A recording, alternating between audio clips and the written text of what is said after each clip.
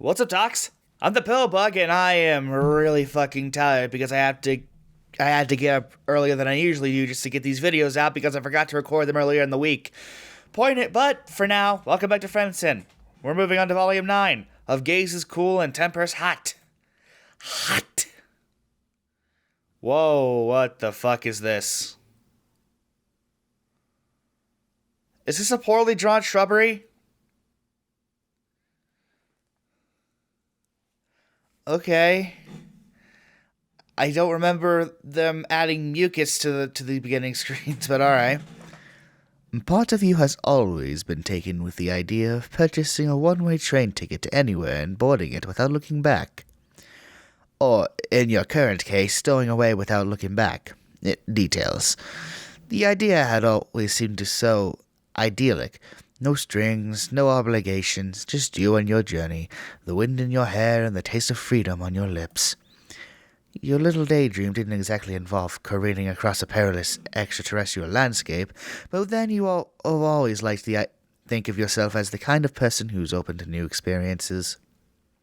Not to mention new friends. Whew, excuse me, need to take a breath there.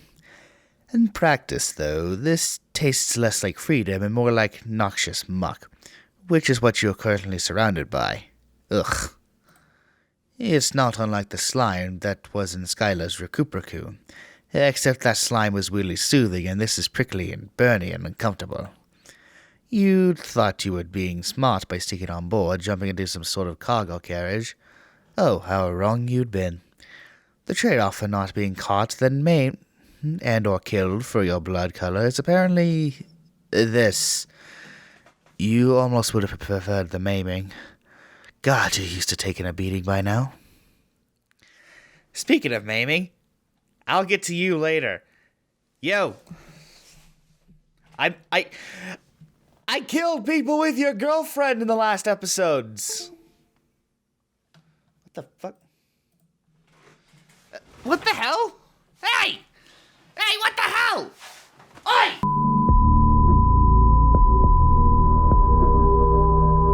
So I'm back. I had to restart my computer in its entirety just to get the webcam to work because apparently it malfunctioned. So I had to be very careful with my movement, otherwise this fucking thing is gonna just say it's just gonna stop working. It's just gonna quit its job, flip over the desk, and just piss off to fucking Timbuktu. So I gotta be careful with what I do. I can't be moving around spastically, otherwise it'll just not pick up anything. It'll just freeze. This is why I want to get a new camera. This is why. This is why. After what feels like way too long, the vehicle slows down and you take the opportunity to tumble out of your slime jail onto the dusty ground, picking yourself up and hurrying away from the station before you can get spotted. Okay. A little while later, you're standing at the beginning of a massive canyon and your awful train ride almost feels worth it. The canyon stretches on endlessly, miles of yawning chasms and winding ravines at your feet. It's enough to make your mouth hang open in awe. After spending so much time in various grody parts of the city, the sight of some such pristine natural beauty touches your heart. You feel somehow inspired, like you could belt out an aria or draw a masterpiece if you tried. But before you can begin exploring your hidden creative depths, you're distracted by noises coming from not too far away. You're not alone. You know what this means. A chance to get yourself more of that sweet, sweet friendship. After so many successful companion ventures, you're thirsty for more. You hear this will be a downfall, dude, I'm telling you. You pick up your jaw and go investigate. Oh my god. The sounds lead you towards a trail along the side of the canyon, which in turn leads you down a roomy platform not that much lower than you were started. Than where you started. There's a series of sharp outcrops jutting out of the plateau, and perched atop the highest one is a figure dramatically framed against the moonlight. Oh my god. I'll deal with it. I promise. Is this good? Does that sound good? Ow, okay, yeah, I'm gonna blow my nose. At first you think he's peering moodily into the distance, but then you realize he's looking through some kind of contraption on his face.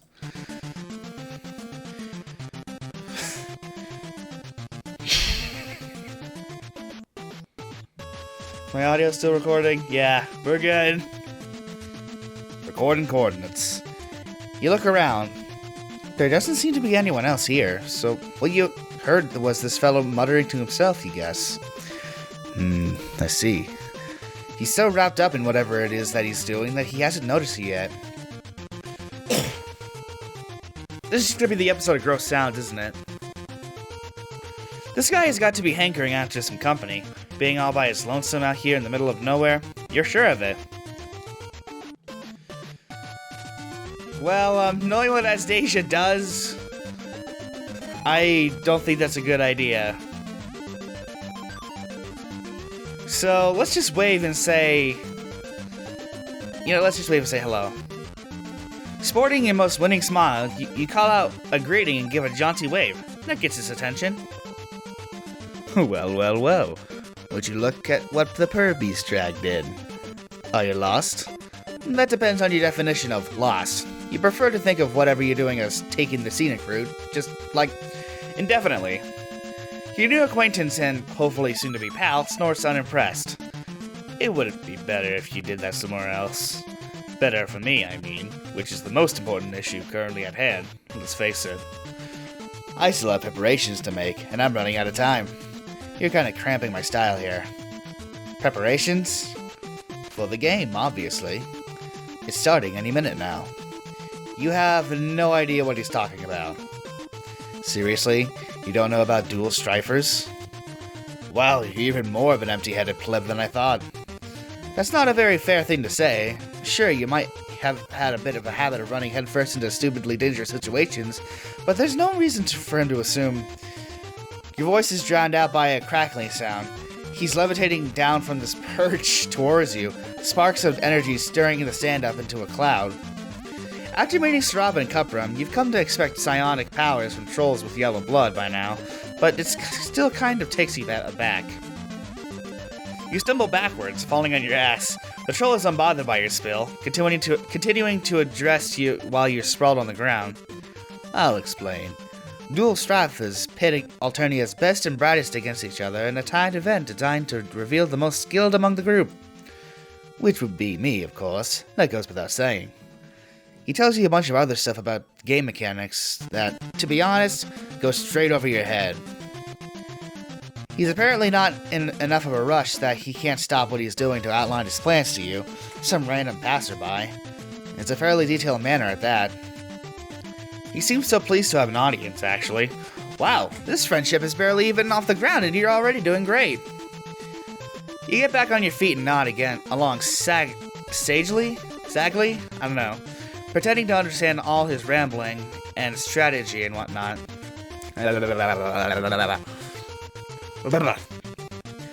Sorry if I'm not speaking clearly. Like I said, I just woke up, so... It's a little hard for me to actually, use this thing on my face called a mouth. And then you notice a blinking light. It's coming from the screen over your eye. His eye. Huh? Sorry. Interesting. My scouter can't retrieve any data on your species at all. He leans forward and looks at you. Really looks at you. Up until this point, he'd been paying more attention to his own voice and whatever readings he's been getting on his device, but now he's focusing fully on you. It's starting to fluster you a little, actually. That is, until his mouth twists into a smirk. You get a glimpse of a single jagged tooth. It's technically possible to join in teams of two. But now you're here. Is he saying that you think he might be Wait. Is he saying what you think he might be saying? Excitedly, you clarify whether he's asking you to join the game as his partner. Ha! Sure, I love teaming up with clueless nerds like you. No. You'd be a nice element of surprise, though. I could use you as a collateral resource, fodder, a lackey. What do you say? That doesn't sound nearly as flattering, but it's an opportunity to help, and you've founded so many great friendships on doing whatever favors random strangers have wanted you to do for them already, so why stop now? 1 second.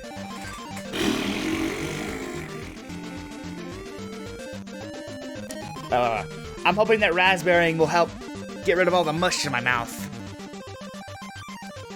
You'll be the best lackey ever, or screw this. Well, I mean, why not? The title might not be much, but that doesn't mean you can't excel at it.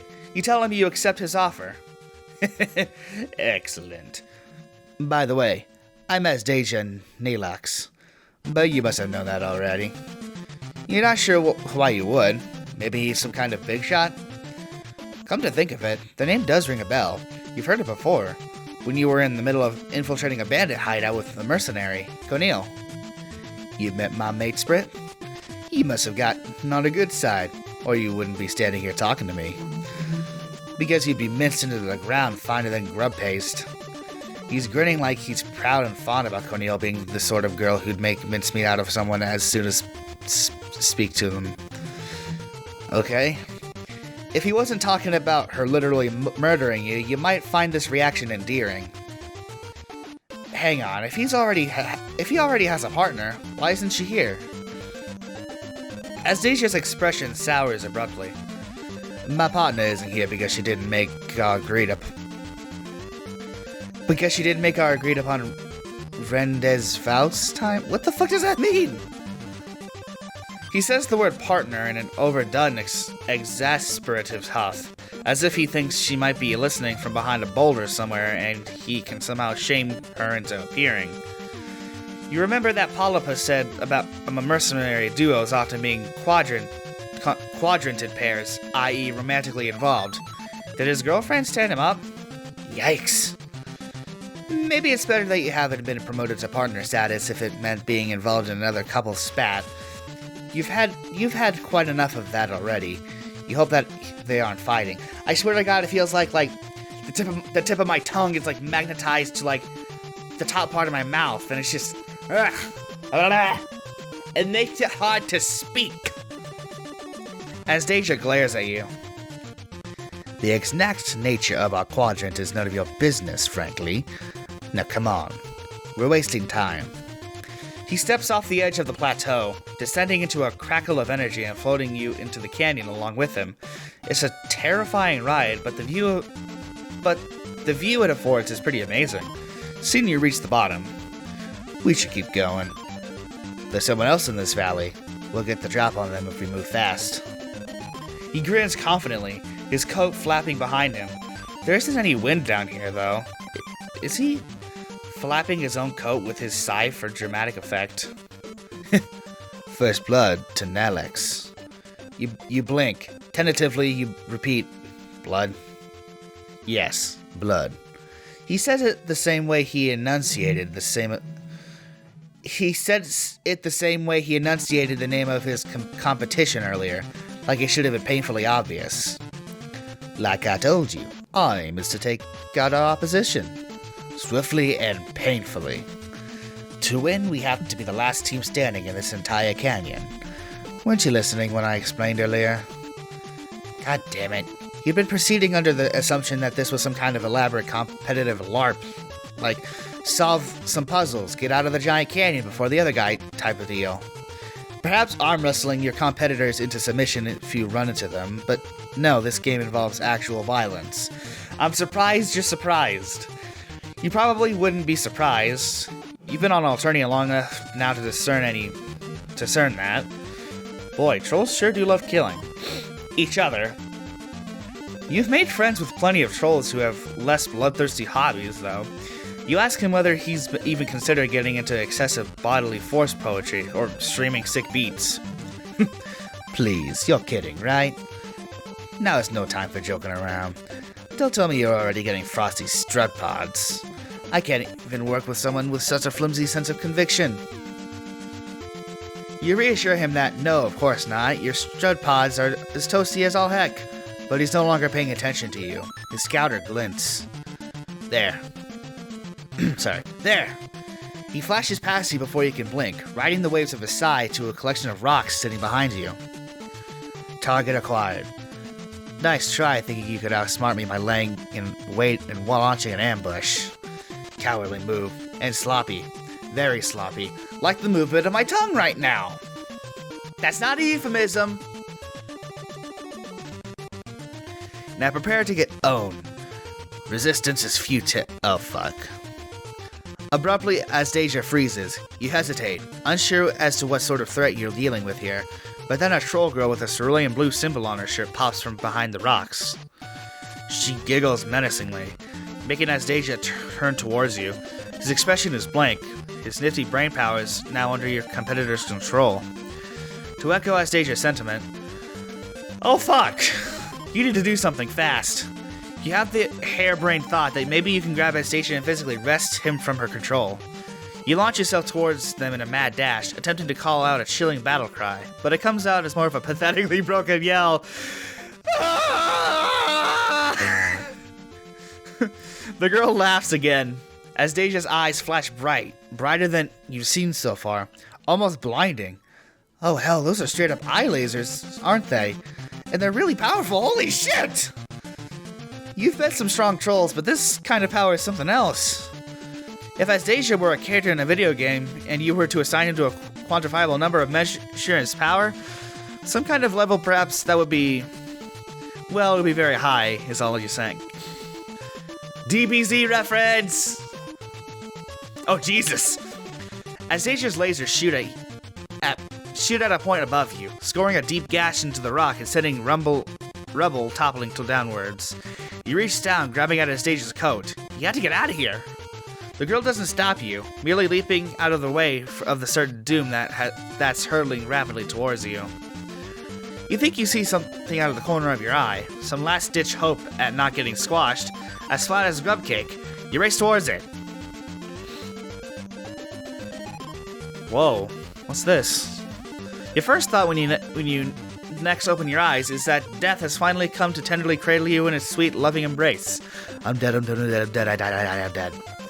But you quickly realize that you're in a cave, not the afterlife, and the reason that you can even see anything right now is because the area around you is brightened by a light coming from Azdaja's scouter. Through sheer dumb luck, you must have run towards the single safe spot in the entire ravine, this hole in the ground. It's as if this hole was sitting here, carved out of the rock, waiting to be your escape route. You might even say this hole was made for you. Fuck! You wince, covering your ears. Could you keep it down, maybe? Your nerves are a little shot from almost dying for the umpteenth time this week. No, I will not keep it down! Curses! I can't believe this! Why does that blue blood... sorry. Kinda fucked up the mood. Who does that blue blood think she is? Does she realize who she just messed with? Wow, she looks really mad. Instinctively, you reach out to execute that slow face pat that trolls seem to find so soothing, but he slaps your hand away. What do you think you're doing? I already told you I have a moirail. You stammer out an apology. It just seems like the right thing to do. Plus, you thought Cornel was his mate spread. He seems to realize what he just said. A hint of yellow touches his cheeks, just barely visible in the light. That's what I said. I already have a mate spread. You're pretty sure you heard him right the first time, and you're also pretty sure those two are different sorts of relationships, but you let the subject drop. No need to rile up your new friend more than he already is. Your shush pat might have been rejected, but the attempt seems to snap him out of whatever pissed off funk he's gotten himself into. Let's get out of here. He follows the path of the cave. Can't he just blast you both out? Don't be stupid. If I did that, it would cause a cave-in. Are you that eager to get crushed? Good point. You're acting just like O'Neill. So ready to rush in without a game plan. If he means this as an insult, its effect is kind of lost. He sounds more wistful than irritated. You walk in silence for a while. As you make your way further into the cave, you realize that the walls aren't blank like you previously thought, but covered in complicated carvings. Cave troll art, you wonder? I know what you're thinking. That life as a prince among trolls must be an enviable one. Sorry. You snap to attention. Yes, of course. You were definitely thinking that about him and his life story, just not... I don't expect someone like you to understand. You're obviously a completely average person who live out their life in perfect mediocrity. But not me. You don't know what it's like to be born so gifted. Yeah, you're gonna be a battery soon, so what? Completely average. That's you, alright. You try your best to be sympathetic. Having rad powers must make things really hard. What? No way, it's fucking awesome. But as you've clearly seen, it can attract unwanted attention from pathetic individuals who aren't nearly as talented themselves, who are desperate to have some unbeatable psionics in their corner. To be honest, the Empire is no different, and it's not like the rebels are much better. O'Neill and I don't really care one way or the other. We're just here to off chumps and get money. We look out for ourselves first and foremost. But eventually we'll be sent off planet to do the bidding of the Empress, just like everyone else. Okay, you can see why having no say in the matter kind of sucks, but isn't there opportunity to do cool shit in space too? Azdaja's face draws up in a wry expression. Yeah, with someone else calling all the shots. You keep walking. After what feels like hours, his scouter flashes again. We're here. He lets the wall have it with his eye lasers. With a resounding roar, it crumbles away. And aside from the spot he destroyed, the rest of the cave is intact. Moonlight spills into the space through the impromptu exit. It's over. We were stuck down there for so long that the game has ended. Meaning, your heart sinks. This was a disaster. He's definitely not going to want to be your friend after losing this competition he's so invested in. We're the last team standing, which makes us the winners. I knew it! That blue blood loser might have had a stroke of good luck, but she was no match for someone of my station. My victory was a foregone conclusion from the start. Bringing you along was an excellent idea. Your recklessness really came in handy back there. He's thanking you, you realize, or something close to it. Modestly, you reassure him that it was no problem. A prince knows when to give credit when credit is due. Celebration is in order, I think. Once we collect our prize. There's a prize? Fuck yes. Dual Strifers offers an impressive cash reward to whoever wins. You'll get a cut as well, of course. Sorry. Whoa, money! This will be the first time you've laid your hands on the stuff since you crash landed. Maybe you'll be able to finally purchase a warm meal? Or clothing that isn't from somebody else's closet? And more important than the money, though, is that you've proven you aren't a complete fuck-up. You've earned Azdaja's trust, and also his friendship!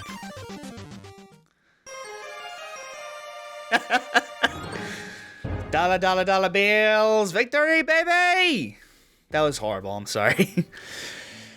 Oh, God. I really hope that wasn't, I really hope that my reading wasn't really as bad as I thought it would, because, like I said, when I wake up, I usually am I get mush-mouthed, and I can't really read properly because of, waking up. Yeah, fucking brain won't work. My brain don't do good in mornings. Early mornings. I'm not an early bird. Point is, I hope you enjoyed this despite all the fucking bullshit. And I hope to see y'all in the next videos.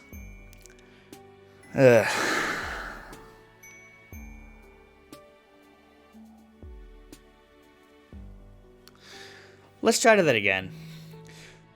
Thank you guys so much for watching this episode. If you liked it, hit the like button down below, and I'll see you in the next episode of whatever the heck I make.